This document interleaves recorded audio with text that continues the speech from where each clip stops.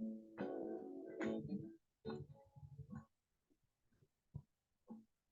the monkey became a trickster, dedicated to John Curtis, Maximilian, and Leonardo.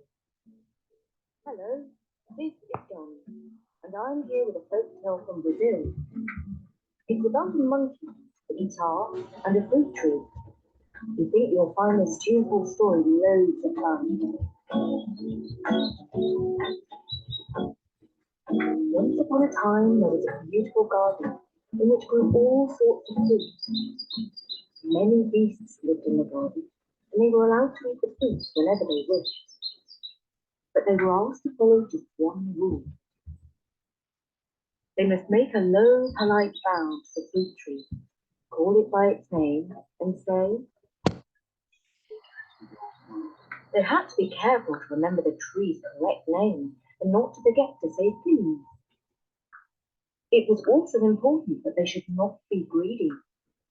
They must always leave plenty of fruit for the other beasts, and plenty to decorate the tree, and to scatter seeds so that the other trees might grow. If they wished to eat figs, they had to say, oh fig tree, please give me a taste of your fruit. Or if they wished to eat oranges, they had to say, oh orange tree, please give me a taste of your fruit. In one corner of the garden grew the most splendid tree of all, and the rosy-cheeked fruit upon its wide-spreading branches looked tantalizingly tempting. No beast had ever tasted of that fruit, for no beast could ever remember its name. In a tiny house near the edge of the garden lived a little old woman who knew the names of all the fruit trees. The beast often went to her and asked the name of this wonderful fruit tree, but the tree was so far distant from the tiny house of the little old woman that no beast could ever remember the long, hard name by the time they reached the fruit tree. At last, the monkey thought of a trick. Perhaps you do not know, but the monkey can play the guitar. He always played when the beasts gathered together in the garden to dance. The monkey went to the tiny house of the little old woman, carrying his guitar under his arm.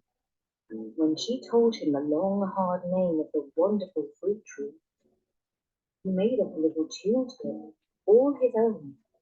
He sang it over and over again, all the way from the tiny house of the little old woman to the corner of the garden where the wonderful fruit tree grew. When any of the other beasts met him and asked him what new song he was singing to his guitar, he never said a word. He marched straight on, playing his little tune over and over again on his guitar, and singing softly the long, hard name.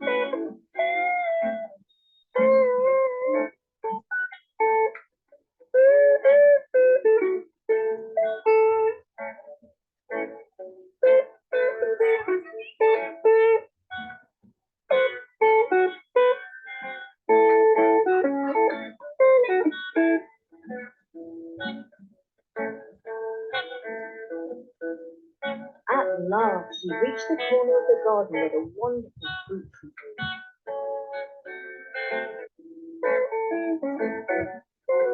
He had never seen it look so beautiful.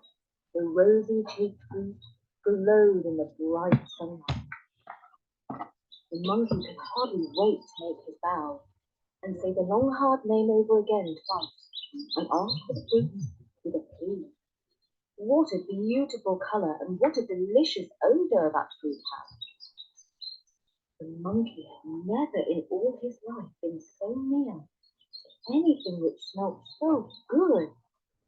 He took a big bite. Oh, what a face he made! That beautiful, sweet-smelling fruit was bitter and sour, and it had a nasty, nasty taste. He threw it away from him as far as he could. The monkey never forgot the tree's long, hard name and the little tune he had sung. Nor did he forget how the fruit tasted.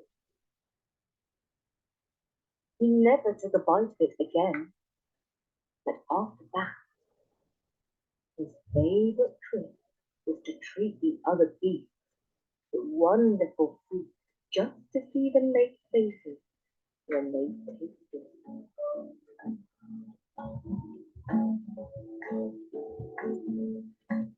And that was the story of how the monkey became a trickster, from a collection of Brazilian folk tales published by Elsie Spicer Eels in the year 1917.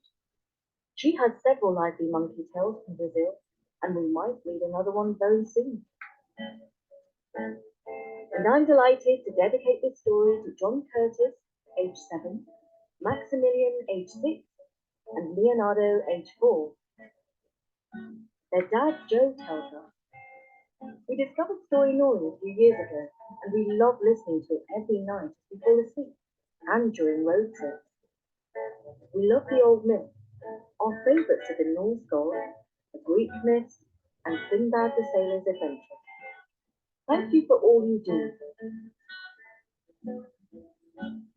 And thank you, John Curtis, Maximilian, and Leonardo, for supporting Storynory on Patreon. From me, Jana at Storynory.com. Bye for now."